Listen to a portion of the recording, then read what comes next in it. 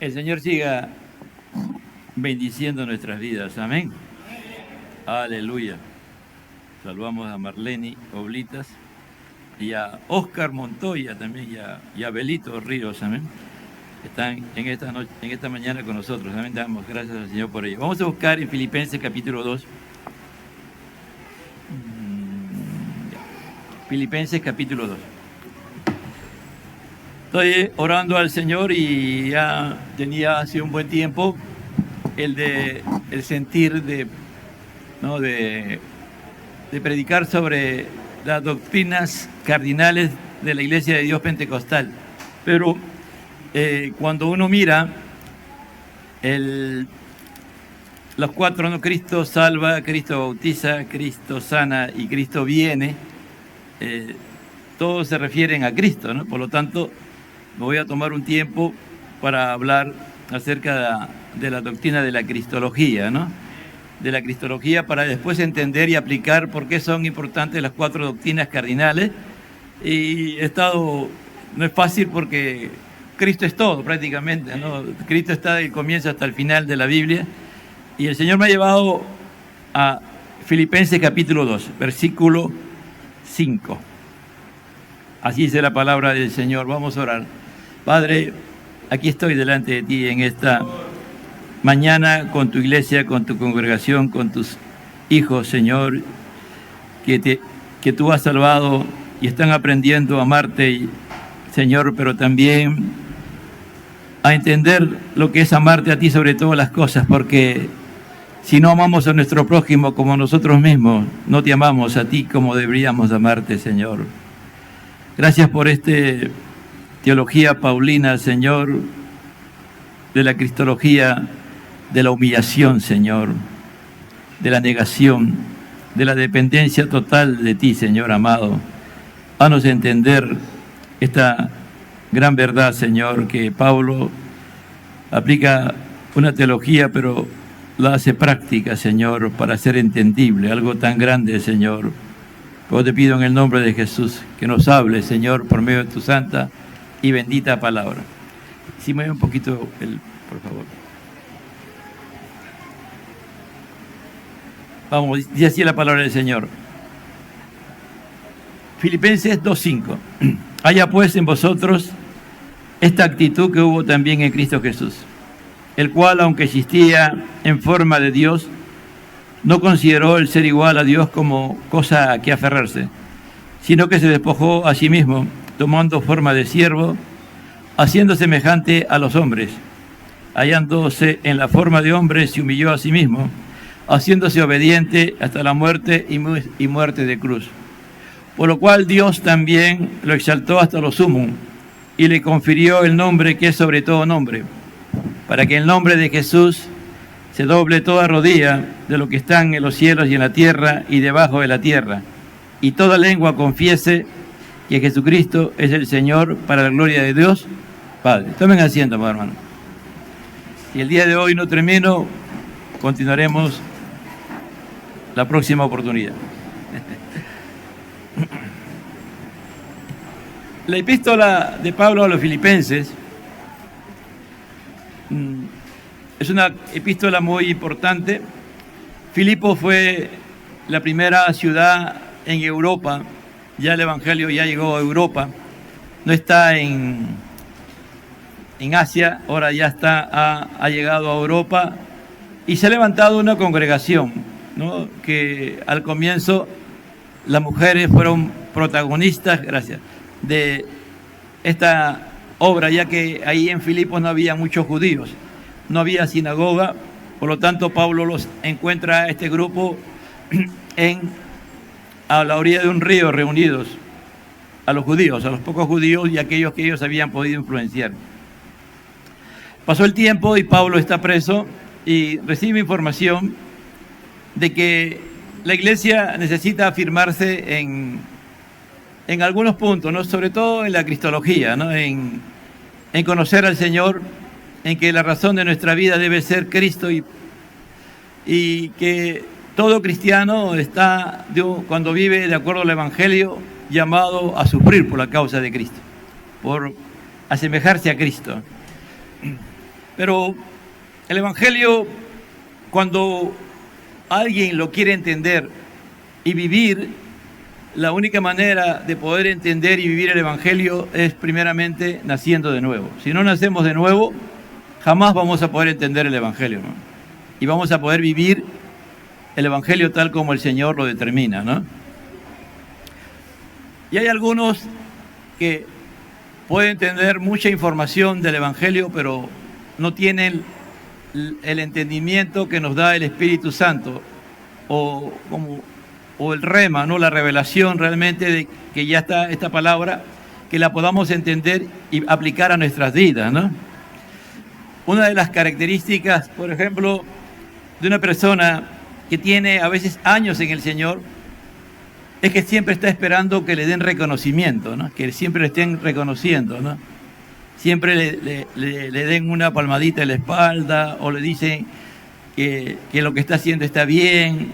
Por ejemplo, ese creyente es un bebé espiritual, ¿no? Porque si yo le dijera acá, Pablo dice en el 3:10, y conocerlo a Él y el poder de su resurrección y participación en sus padecimientos, llegando a ser como Él en su muerte, ¿no? La semana antepasada, en el Congo creo que ha sido, han muerto 70 cristianos, ¿no? Que han sido masacrados por una guerrilla musulmana, ¿no? Han entrado a una iglesia y han masacrado a 70 cristianos, ¿no? Pero eso no hace que la iglesia en ese lugar se vaya para atrás, por el contrario, la iglesia va hacia adelante, ¿no? África, el Congo tiene esa característica y los musulmanes, ellos imponen su fe a través de la violencia, ¿no? A través de la muerte, porque su religión no es bajo ningún punto de vista de Dios, ¿no? A veces a aquellas hermanos y hermanas principalmente que les gusta ver las novelas turcas, ¿no? Cuando dicen Dios, no están diciendo Dios, están diciendo Alá. Si tú tienes esa costumbre de ver novelas turcas y estás metida en novelas turcas, te estás llenando de...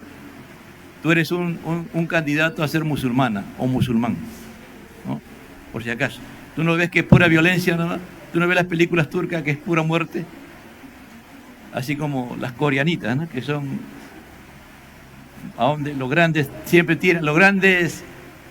En los coreanitos se terminan suicidando, ¿no? Es también otro espíritu de muerte, ¿no?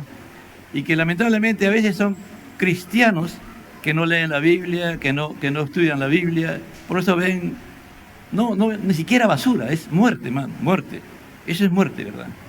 Tanto las películas coreanas como las novelas turcas, usted está entrando al imperio de la muerte, al imperio de Satanás, que el Señor lo reprenda, ¿no? Por eso que hay que tener cuidado, no es que uno esté prohibiendo, más digo que uno prohíbe nada. Tú puedes saber, Pablo dice, todo me es lícito, pero no todo me conviene. Tú puedes saber lo que se te da la gana. Pero al final, cuando tengas los problemas que vas a tener, porque lo vas a tener, así como todo te es lícito, el Señor te va a decir, y Él no vas a poder tener ninguna autoridad para acercarte a Dios, porque estás lejos de Dios, ¿me entiendes? Ahí te vas a dar cuenta recién de que tu condición delante de Dios es nada agradable delante de Dios. Y en esta iglesia que Pablo formó y que fue muy unida, comenzaron a haber problemas también entre los hermanos, ¿no? Habían diferencias y las diferencias eran, parece, profundas, ¿no? Y a veces también en las iglesias cristianas hay hermanos que no se hablan, que no se saludan, que ya no se dan la mano, ¿no? Y te imaginas que eso, después tú le preguntas a ese hermano, ¿tú amas a Dios? Y se me dice, sí, yo amo a Dios con todo mi ser. A ver, te traigo a la persona que no le hablas, a ver si la amas. La mejor demostración de que tú amas a Dios sobre todas las cosas es cuando tú amas a tu enemigo, aquel que te ha declarado la guerra, aquel que te quiere hasta matar. Porque la palabra dice, porque de tal manera amó Dios al mundo que ha dado su unigénito para que todo aquel que quiera no se pierda, mas tenga vida eterna, ¿no? Eso dice Juan 3:16, Jesús lo dijo a Nicodemo. No mira a Nicodemo, por si acaso, ya ahora que si tú te conviertes, si tú naces de nuevo, te voy a decir una cosa, tienes que amar al mundo así como Dios ama al mundo. No un amor, amado hermano, de filos, de ser hermanos en la fe o ágape, sino el amor, perdón, un amor, no es un amor filo, sino es un amor ágape, que es más allá, que a veces no podemos entender por qué Dios puede amar tanto, ¿no? A cada uno de nosotros. Yo era ateo y bien ateo, ¿no? Y Dios me salvó y me convirtió, ¿no? Dios no me hizo entender su evangelio. Entonces aquí Pablo, en el versículo 5 dice: haya pues en vosotros esta actitud. ¿Qué actitud? Si vamos al capítulo 2, versículo 2, dice: haced completo mi gozo, siendo del mismo sentir, conservando el mismo amor, unidos en espíritus, dedicados a un mismo propósito. Dice: haced completo mi gozo. Pablo dice: yo quiero tener gozo. Pero ese gozo, ¿de dónde viene? En el 1 dice: por tanto, si hay algún estímulo de Cristo, si hay algún consuelo de amor, si hay alguna comunión del Espíritu, si hay algún afecto y compasión. Mire, no está diciendo que sea completo, solamente dice si hay algún estímulo de Cristo. Si Cristo es el que te está trabajando en tu vida, Él te va a llevar a amar. Dice: si hay algún consuelo de amor. No dice que sea completo. No dice que tú ya ames como que Jesús amó, no. Solamente si ya tú tienes una relación con Dios, Dios te ha convertido y te ha transformado, tiene que haber amor, tiene que haber comunión del Espíritu. Es decir, tu comunión tiene que ser con Dios y en una forma especial con el Espíritu, porque el Espíritu va a hacer posible que haya ese estímulo de Cristo. El Espíritu va a hacer posible que tú puedas amar. Si hay algún afecto, dice, mire, algún afecto, algún sentimiento, ¿no? Dice: ruego a Evodia y a Sintique, dice, ¿no?, que sean del mismo sentir, ¿no? Es decir, Pablo está hablando, recién lo va a aplicar en el capítulo 4, ¿no? Si algún afecto, si alguna compasión, dice, haced completo mi gozo. Yo estoy preso. Pablo estaba preso y bien preso. Yo quiero tener gozo acá en la cárcel. Quiero que mi gozo sea completo. Siendo del mismo sentir. Ustedes tienen que tener el mismo sentir que yo tengo hacia Dios, porque Él me lo ha dado, y por medio del Espíritu Santo también quiero que en la iglesia de Pachacamá todos tengan el mismo sentir. Conservando el mismo amor. Ese amor que es todopoderoso, ese amor que hizo posible que Dios primero se hiciera semejante a los hombres, que Pablo va a describir después. Conservando el mismo amor, unidos en espíritu. No es una unidad.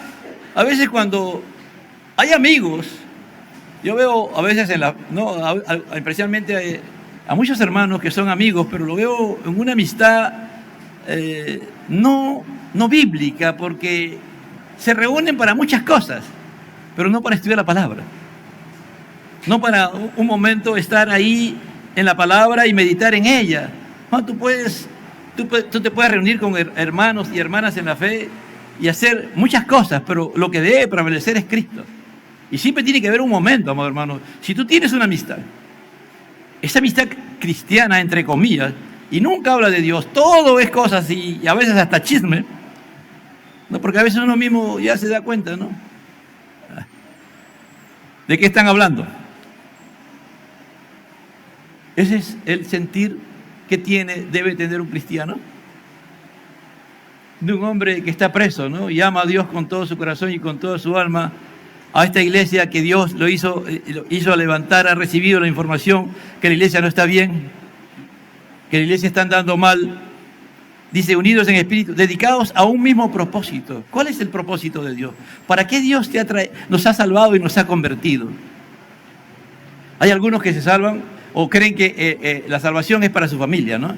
Y que el propósito de Dios es que tú seas una familia feliz. Y canta la canción de Luis Palau: con Cristo en la familia, un feliz hogar, un feliz hogar. ¡Qué felicidad! Entonces tú te centras en tu familia nada más. Y te olvidas de la familia más importante, de la familia de Dios Padre, de Dios Hijo y de Dios Espíritu, que Él te ha invitado a que tú seas parte de esa familia, la familia de Dios, para que tú seas parte integrante. Y ese Dios Padre ama tanto que un día dijo: hijo, vas a la tierra a hacerte, como dice Carballosa, a humanarte, a hacerte como los hombres. Y no solamente quiero que seas hombre, quiero que seas esclavo. Y aún en la condición de esclavo te vas a humillar hasta lo sumo y vas a ir a morir a la cruz. Porque esa es la única forma en que los hombres se puedan amar los unos a los otros, y aún en mi iglesia. Por eso, cuando yo veo y después me sorprende que hay problemas entre esos amigos, para mí no es ninguna sorpresa, hermano. Porque eso, a ese destino vas.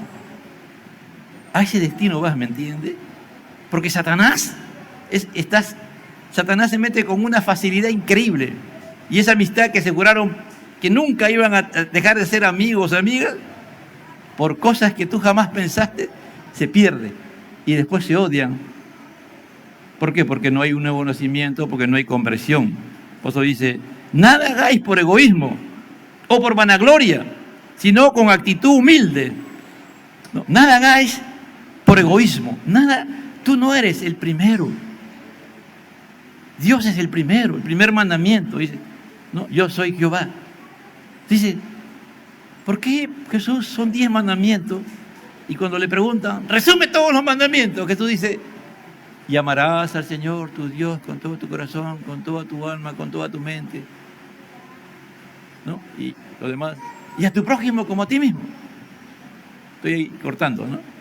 Es decir, ¿cómo es posible que Jesús nos manda: no hagas esto, nada, y Jesús al final resume todo: ama a Dios, sobre todo, y a tu prójimo como a ti mismo? Póngase a pensar, ¿no? ¿Por qué Dios demanda? Y al final, cuando Él dice: resúmeme todos los mandamientos, y Él agarra y ¡fua!, lo comprime en el amor, porque Dios es amor, ¿no es cierto? Si tú y yo somos convertidos y transformados por Dios, lo que Él nos va a enseñar es amar. Primero, amarle a Él. Y para poder amarle a Él, lo primero que Dios hace es, cuando nos acercamos a Él, lo primero que Él va a enseñarnos es nuestro egoísmo, nuestra naturaleza pecadora, nuestra naturaleza pervertida, nuestra naturaleza depravada, nuestra naturaleza mala, ¿me entiende?, impía. Y ahí nos damos cuenta lo depravado que somos, y que estamos bajo maldición, y que somos malditos por causa del pecado. Eso es lo primero. Cuando tú y yo nos acercamos a Dios, eso es lo primero que pasa, ¿me entiendes? Porque no nos podemos acercar a alguien que es tan santo y no pasa nada, no. ¿Para qué? Para podernos acercar a Él y tener comunión con Él, ¿me entiendes? Dios no se puede, no me puede aceptar a mí por mí mismo, por eso es que tengo que estar en Cristo. Pero para estar en Cristo yo tengo que reconocer lo que soy. Bueno, yo no soy calvinista, ¿no? Pero Calvino dice eso, ¿no? Al comienzo, cuando él da en su introducción en su libro de la institución, él dice eso, ¿no? De que el hombre que se acerca a Dios, lo primero que va a pasar cuando el hombre se va acercando a Dios es su condición. ¿Cómo estás delante de Dios? Porque no nos creemos buenos.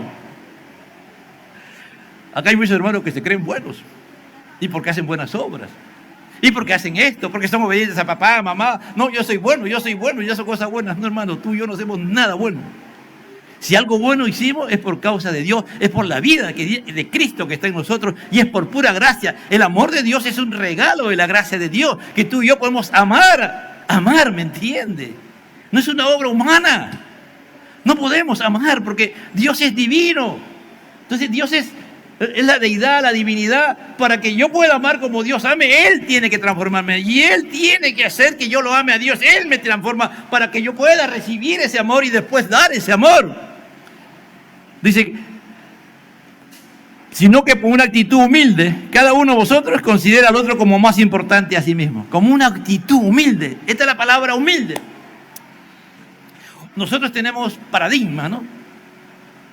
Pensamos que una persona humilde es una persona que calladita, humilde, ¿no? Y siempre dice sí. A todo lo que tú le dices te dice sí, y se viste en una forma humilde, todo, ¿no? Como Pedro dice, cuando aplica la palabra humilde, él dice: en las casas de los ricos, las personas que sirven tienen una vestidura especial. Pueden estar bien vestidos, pero agarran y le ponen como un mandil acá delante, ¿no? Entonces tú automáticamente, los ricos, ¿no? ya identificaban, ninguno puede estar así, vestido igual que ellos, siempre tiene que tender su mandil. Y Pedro decía, esa es la humildad que tenemos que tener. Pedro trata de explicar eso, ¿no? Que la humildad es algo que Dios viene de afuera, que Dios es el que nos coloca esa humildad en nosotros para hacer. Ahora, la palabra humildad, si la queremos entender con claridad, es cuando tú y yo nos damos cuenta que nosotros no somos nada, ¿me entiendes? Nada, absolutamente nada. Nada. Cuando Dios, en ese proceso de conversión, nos hace entender que nosotros no somos nada, absolutamente nada. Como el otro día hablaba, creo, con mi esposa y con Emily, no sé, que nosotros somos seres necesitados. ¿Te has dado cuenta que nosotros necesitamos de todo? ¿Cuántos necesitan respirar? ¿Ah? Para poder vivir, ¿cuántos necesitan respirar? Alcen la mano, todo lo que necesitan respirar, alcen la mano. Todo lo que necesitan respirar es una gran necesidad. Hay algunos que no respiran. No estoy bromeando, hermano. Reconoce tu necesidad, ¿no? Por ejemplo, ahí, ¿no? Por ejemplo, el orgullo, ¿no? ¿Cómo yo voy a alzar la mano? No, el pastor me está ofendiendo. No, hermano, todos somos seres necesitados, toditos, absolutamente, hermano. No podemos vivir nosotros por nosotros mismos. Entonces, eso, el acercarnos, Dios nos hace que nos acerquemos, Él nos llama, Él nos atrae, Él hace todo eso. Y una de las cosas que Él va a mostrarnos es que nosotros no somos nada absolutamente sin Dios. Necesitamos absolutamente de todo. Y cuánto más aún para vivir la fe cristiana. ¿Entiendes? Cuando entendamos eso, que nosotros dependemos totalmente de Dios, entonces vamos a ir a nuestro Dios para que Él nos haga vivir de acuerdo a lo como Él quiere. Por eso que Jesús se humilló hasta lo sumo. Bueno, es decir, no es que Jesús se despojó y quitó sus atributos, ya no era Dios. No, hermano, Él era hombre y a la vez era Dios. Pero Él tuvo la actitud, Él tuvo como dice en Reina Valera, que le quita fuerza a la palabra sentir. La palabra en Reina Valera le quita mucha fuerza a la palabra sentir. Y es que yo siento, es que tú sientes. No, es tener la mente. Es decir, actitud es tener la mente permanentemente, que yo soy un ser dependiente, que yo dependo. ¿Te imaginas, no? Que nace un bebé hoy día y mañana nace, de aquí unos días va a nacer Rafaela y ya a los 3 días se dice, papá, me voy a trabajar ya. No es así, ¿no es cierto? ¿Cuántos años va a pasar para que Rafaela se vaya a trabajar? Por lo menos 25 años, 24, 25 años, ¿no? Si Dios así, Cristo va a tardar en venir 24 años, ¿no? Para que se vaya a trabajar con su profesión, así como su papá y su mamá, ¿no? Trabajador social, contadora, y ella va a ser. Nadie, hermano, para que veamos, ¿me entiende? Entonces, cuando uno comienza a entender esa gran verdad de que no somos nada por nosotros mismos, ni aún en lo natural, ¿me entiende? Aún en la vida natural.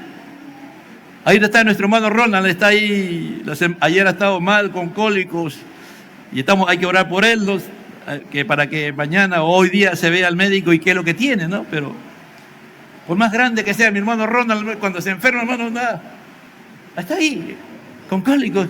¿Alguien puede aguantar un cólico? Nadie, hermano. Ahí vemos, cuando entendemos esa gran verdad, cuánto más en las cosas de Dios. Entonces, la persona humilde es la persona que constantemente está dependiendo. Y Jesús hizo dependiente. Jesús hizo dependiente del Padre y se hizo dependiente del Espíritu de Dios. Aquí en la tierra, en su humanidad. Él no hizo nada por sí mismo. Él era Dios, hecho hombre. Pero Él no actuó como hombre en ningún momento en la tierra. Porque si no hubiese actuado como hombre, ya no, toda su obra se caería. Todo no podíamos decir... Imitemos a Cristo, sigamos la pisada de Cristo, tengamos el carácter de Cristo. No, hablamos de Cristo hombre. ¿Me entiende? Que no pecó. ¿Por qué no pecó? Porque dependió totalmente de su Padre, del Espíritu Santo. Yo hago todo lo que mi Padre me dice y dependo del poder del Espíritu Santo. Si entendiéramos eso, hermano, veríamos la grandeza que Dios ha hecho de nosotros. A veces cuando yo hablo con algunos jóvenes y lo animo y lo aliento a que salgan hacia adelante, le digo, Dios, tú tienes dones, tú tienes talento, tú tienes dones naturales, tienes talentos naturales, pero también tienes dones espirituales. Busca a Dios, métete con Dios y vas a ver la grandeza de Dios. La grandeza de Dios. Y Pablo dice, no buscando cada uno sus propios intereses. No puede ver en la iglesia del Señor hermanos que buscan sus propios intereses. Aunque los hay, ¿no? Pero no es esos no están en el cuerpo de Cristo. Ellos creen que están en el cuerpo de Cristo, pero no están en la iglesia. Pueden estar aquí, pero no están en el cuerpo de Cristo. No están en Cristo, ¿me entiende? Porque no puede ver. Eso sería prácticamente negar la obra de Cristo. No, Dios no tiene egoístas. Dios no tiene personas que tienen sus agendas personales y comienzan a trabajar en base a sus agendas personales y hacen las cosas a su manera y a su forma y le va bien. Porque Satanás pues le va a apoyar, ¿me entiende? Es un agente de Satanás. ¿Por qué? Porque esa persona va a causar más adelante disensión, va a causar disensiones, problemas, pleitos por aquí, por allá, ¿me entiende? Porque él, su agenda es la que va a prevalecer, no la agenda de la palabra de Dios, no que Cristo vive en él. Como decía Pablo, ya no vivo yo, sino que Cristo vive en mí. Sino más bien los intereses de los demás. Por eso Pablo dice, haya pues en vosotros. Para poder hacer todo esto, dice Pablo, para que podamos ser personas humildes, no, para que usted sea humilde, para que usted pueda amar a Dios sobre todas las cosas, para que usted pueda vivir una vida de sacrificio, una vida de obediencia, una vida que va a honrar a Dios, tiene que ver la actitud que hubo también en Cristo Jesús. ¿Qué actitud? De Él permanentemente, en su humanidad, en su semejanza a hombre, de depender de quién, de Dios Padre, y de depender de quién más, del Espíritu de Dios. Por eso dice, el Espíritu de Jehová está sobre mí. Es decir, el Espíritu de Dios tiene autoridad sobre mí. Yo he decidido que el Espíritu Santo tenga autoridad sobre mí. Y él, amado hermano, el poder, los milagros que Jesús hacía, era bajo el poder del Espíritu de Dios. Por eso Jesús dice más adelante, ustedes harán mayores cosas que mí, en mi nombre. Porque si ustedes entienden cómo yo he vivido, ustedes se someten a la autoridad del Espíritu Santo, se someten a la voluntad de Dios. Y ahora más que todo van a estar en mí, vamos a estar en Cristo, mi hermano, que Él ya venció. Por eso dice que todo lo puedo en Cristo, que me fortalece. No, entonces ahí es donde se aplica la doctrina que estamos estudiando los martes, de la gran bendición de vivir en Cristo, de entender en eso. Entonces nosotros vamos a ver la gloria de Dios en esta tierra, hermano. No vamos a esperar ver todavía recién la gloria de Dios en la eternidad, no, desde ahora vas a comenzar a ver la gloria de Dios, vas a ver la grandeza de Dios. Por eso dice, haya pues en vosotros esta actitud que también hubo en Cristo Jesús. ¿De cuál? De ser humilde. ¿De cuál? De no ser egoísta. ¿De cuál? De siempre de amar, de buscar la comunión con el Espíritu, porque Él tenía comunión con todos. Él no tuvo ningún problema, Él nunca apartó a alguien. Hermano, por el contrario, lo tenía Judas y ahí estaba a su lado, lo amaba. A Judas lo amó con la misma intensidad que lo amó a Juan, ¿me entiende? Es decir, Jesús no hizo en ningún momento, no, Judas, ahí nomás tú sabes que él es el traidor, pero acá tengo apariencia, no, hermano. El amor de Jesús fue real.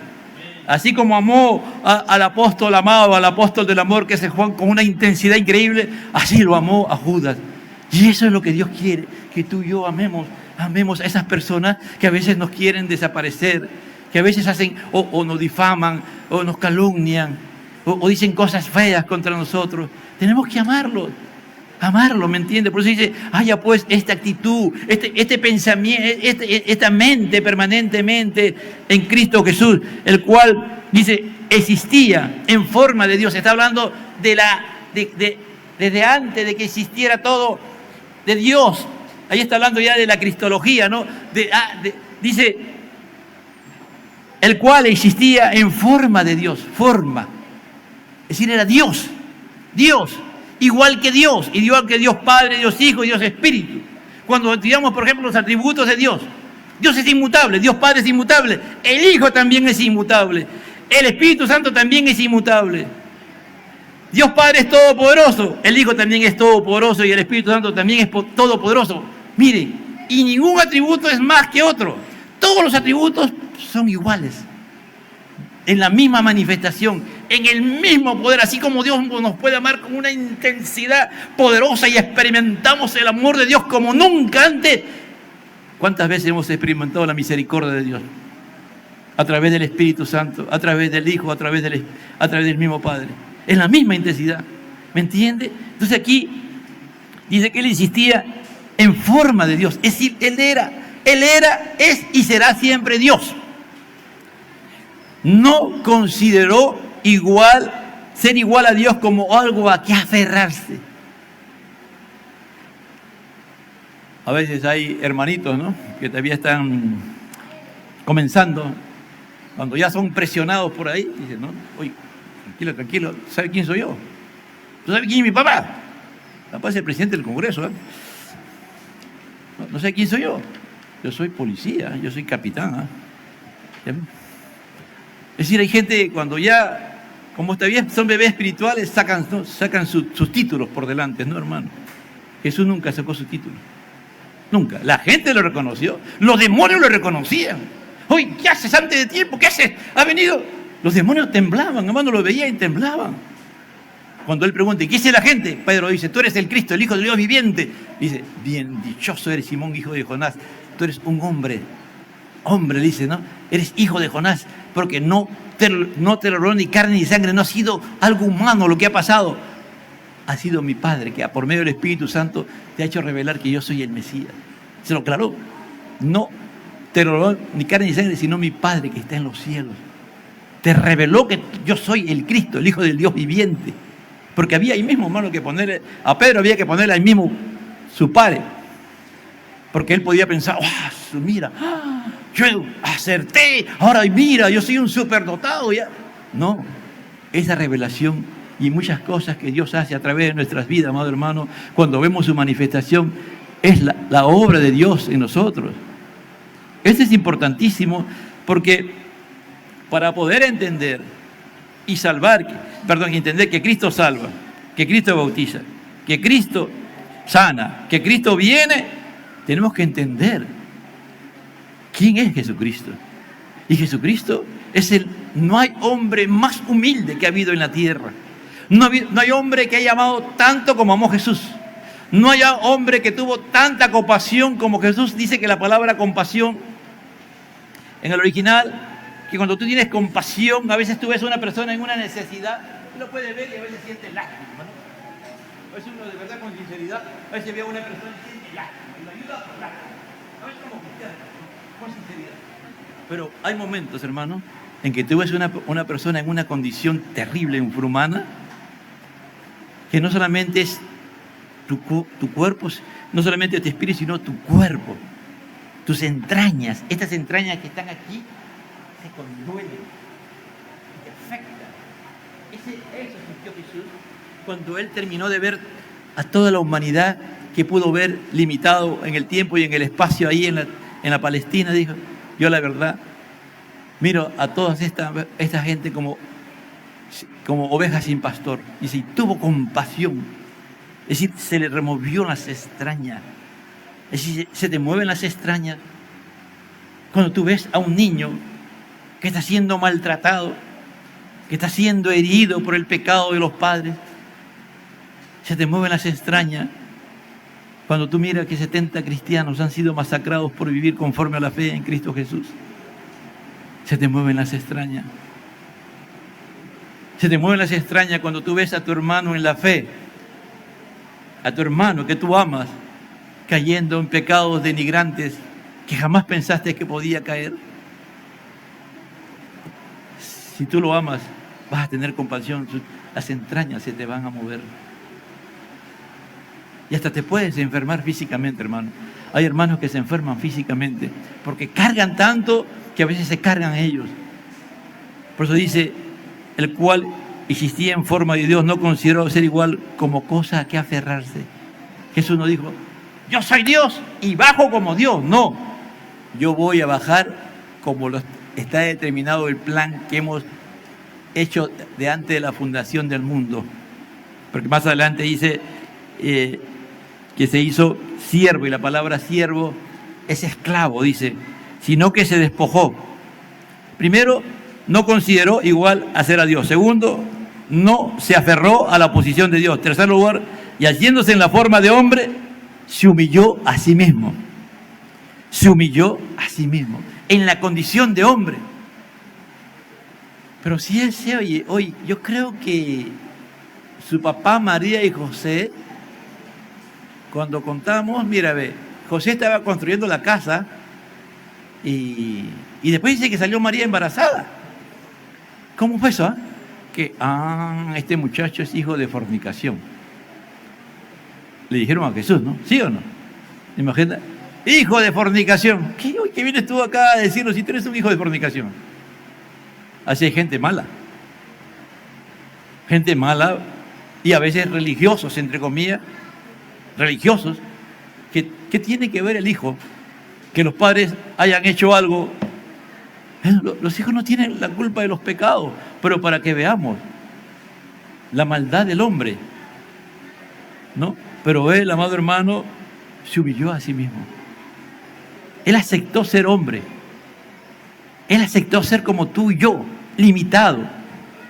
Es decir, a todas las cosas que hubo. ¿Con qué propósito? Con el propósito de obedecer, amado hermano. De obedecer. Esa es una de las grandes batallas. No, tú y yo, escucha bien, amado hermano, tú y yo jamás vamos a poder obedecer a Dios si no entendemos la cristología. Si no entendemos la razón por la cual Cristo vino a la tierra. Tú puedes obedecer en tu mente, tú me puedes obedecer a mí como pastor, pero viene la hermana Susana y te dice, haz esto, y tú dices, ¿no? Porque el que no se humilla mira, como ayer les decía, mira sobre el hombro. Mira sobre el hombro. ¿Sabe quién soy yo? ¿Qué tiene la hermana Susana que me está mandando? Es decir, haciéndose obediente hasta la muerte. No. Para el cristiano, obedecer no es una opción, es su naturaleza. Una vez leía un comentario que decía que la fe es como una moneda, ¿no? La fe para que funcione la fe, tú tienes que creer, y por otro lado es obediencia, ¿no? Si tú no puedes ver a un hermano que diga que tiene fe y es un desobediente. No obedece a sus padres o siempre está cuestionando. Siempre tiene una respuesta. A veces me encuentro con hermanos, ¿no? Que siempre tienen una respuesta para cualquier cosa. Son buenos teólogos, conocen muy bien la palabra, pero no para salvación, sino para contender o para ellos mismos, yéndose en contra de lo que Jesús era, ¿no? Y se humilló a sí mismo, haciéndose obediente. Es decir, la vida de Jesús fue de obediencia, hermano. De que él tuvo uso de razón, no dejó de obedecer.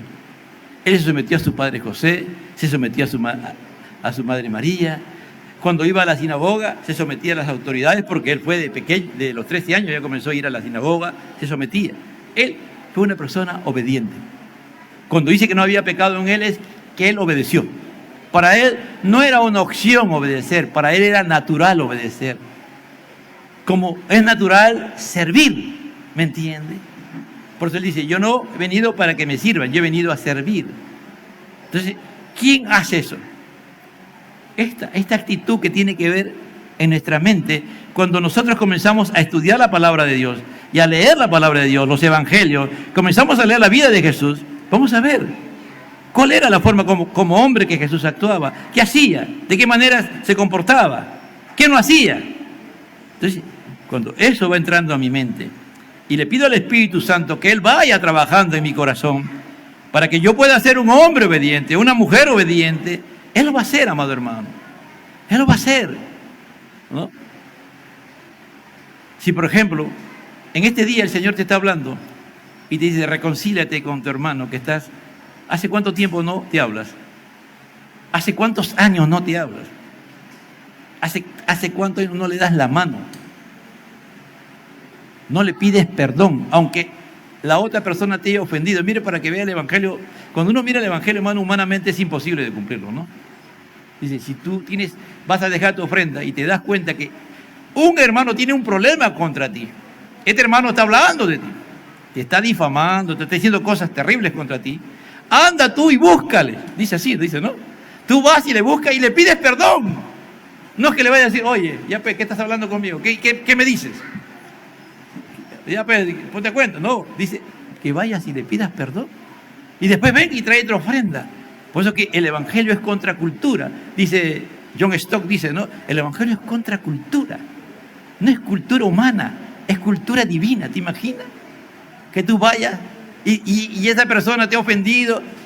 Dice pero Pablo dice que cuando tú haces esas cosas, va a llegar un día que esa persona se va a avergonzar. Que Dios no sé qué va a hacer. Tú le estás pidiendo perdón. Él o ella te ofende y tú le vas y le pides perdón. Y le pides perdón. Y no te perdona. Hasta que un día algo le va a pasar. Dice que su cara se va a llenar de vergüenza y no sabe dónde se va a esconder. Porque Dios se va a encargar. Porque ya no es tu problema. El problema es de Dios. Porque dice, mía es la venganza, yo pagaré. ¿Entiendes? Mía es la venganza, yo pagaré. Porque si tú estás haciendo las cosas conforme a Dios, ya no te ofenden a ti. Ya no te insultan a ti. Te insultan a la iglesia, porque tú eres la iglesia. Ahora, si somos hermanos, y esa hermana no o hermano no te quiere perdonar, yo le estoy diciendo, te estás saliendo fuera de la iglesia. Y como esa hermana o hermano tiene realmente temor de Dios, va a tener que ser quebrantado por Dios y te va un día a decir, sí, hermana, sí, hermano, perdóname. Yo he sido el que te he ofendido. Yo he sido el que estaba así, perdóname. ¿Me entiende? Dice, y se humilló haciéndose obediente hasta la muerte. Y muerte de cruz. Hasta la muerte. No es que ya murió, no. Dios le dijo, tú tienes que ir a morir en la cruz. Por eso que encontramos a Jesús en su crisis, en el monte de Getsemaní. ¿Sí o no? Jesús fue ahí. Y eso fue uno de los actos más grandes de obediencia que hubo. Porque él tuvo su batalla. Dijo, Padre, si es posible, aparte de mí este cáliz. O si no, Señor, pero que se haga conforme a tu voluntad. Y sin otras palabras, tú me enviaste a morir en la cruz, yo tengo que ir a morir en la cruz. Pero si hay otra opción, hazla. Pero si no, tengo que ir a la cruz. ¿Para qué? ¿Qué nos está enseñando ahí? Que a veces vamos a tener batallas, ¿me entiende? Batallas nosotros como cristianos para hacer la voluntad de Dios. No es fácil, hermano, ir a una persona que te está maltratando, que te está humillando, que te está denigrando, hasta tu testimonio ha sido afectado y tú vas a pedirle perdón. No es fácil, ¿no es cierto? Pero si la palabra de Dios te dice, es como el otro día estaba predicando, Katy creo que fue, y hablaba de las deudas. Y ahí dice que una forma en que tú puedes hacer posible que una persona no te pague, en Proverbios 6, 5, 4, lo que es, dice que tú tienes que irte y humillarte a esa persona. Esa persona te debe, esa persona te está debiendo una cantidad de dinero y ahí dice la palabra humillarse, deja que esa persona te pisotee, dice. No es humillarte, es más todavía, que esa persona te diga cuantas cosas, pero tú haz lo que dice la palabra, porque esa es la única solución, dice, para las personas que te deben. Que tú te vas y le pides, ya pues, no que, oiga, me debes, mira, te voy a traer policía. No. Bíblicamente, tú vas y le pides, por favor, págame. Y esa persona te puede insultar, ¿qué tienes aquí? Y te puede ofender y decir un montón de cosas. Y tú le vas a decir, por favor, págame, ten misericordia, págame. ¿Qué hacía en la parábola del hombre ese que le debía tanto dinero que no se podía pagar? ¿Qué le dijo? Tuvo compasión el dueño, le canceló la deuda. ¿Y qué hizo el hombre? Ya no fue a la cárcel. Y se encontró con alguien que le debía, es decir, él debía 10.000 millones de dólares y otro debía 1.000 soles. Y se encontró, ¿y qué le dijo? Págame lo que me debes. Y lo mandó a la cárcel. A veces pasa con eso, ¿no? Pero cuando nosotros entendemos lo que es la humillación, lo que es la muerte de Jesús, la muerte de Cristo en la cruz del Calvario, por eso Pablo dice que nosotros estamos crucificados con Cristo. Tenemos que tener la actitud que tuvo Cristo, de perdonar, de amarnos, porque Dios quiere una iglesia unida. Dios quiere una iglesia fuerte, que ame a Dios, que nadie tenga vergüenza de decir, no, yo amo a Dios y amo a mi prójimo. Porque aún tu salvación está en entredicho. Porque si tú no amas y pasan los años y los años de los años, ¿eres salvo? ¿Eres realmente salva? ¿Te has convertido realmente? No, porque si una persona que no ama, pues no está obedeciendo la palabra de Dios, no tiene fe, no confía en Dios, no entiende la muerte de Cristo en la cruz del Calvario, que fue por obediencia, que fue por amor, para salvarnos a nosotros. Padre, te doy gracias en esta mañana y te pido, Señor, que tú sigas ministrando a nuestras vidas. Que esta palabra que tú me has dado, Señor, al estudiar esta parte de Filipenses y hemos guiado por tu Espíritu aplicado, Señor, que no se quede. Como se decía hace un momento, no como una marca indeleble en la piel, sino una marca en el corazón. Que se quede ahí en el corazón, Señor, y que trabaje todo este tiempo. Y que no pare, Señor, hasta tener la actitud que hubo en Cristo Jesús. Esa actitud de humildad, esa actitud de amar, esa actitud de obedecerte a ti, esa actitud de amarte a ti sobre todas las cosas, esa actitud de amar al prójimo, esa actitud de obedecerte, esa actitud de negarnos a nosotros mismos, esa actitud, Señor, que quita todo egoísmo, toda vanagloria, que quita toda disensión, que quita, porque el amor que tú nos das se demuestra a través de actos de humildad, que solamente lo podemos hacer en Cristo Jesús, porque tú fuiste excelente en humildad. No ha habido un hombre más humilde en la tierra que tú, Señor, y tú tenemos que seguir tus pisadas, pero siendo humilde, Señor, y esa obra la harás tú en nosotros por medio de tu Espíritu Santo, porque el Espíritu Santo lo que hace es formar a Cristo en nosotros, formar a Cristo en nosotros, y va a formar a un Cristo, a un hombre o una mujer humilde, semejante a Cristo, imitando a Cristo, amando a Cristo, sirviendo, obedeciendo, siendo humilde, Señor, al Padre, al Hijo y al Espíritu Santo. Gloria a Dios, gloria a Dios, gloria a Dios.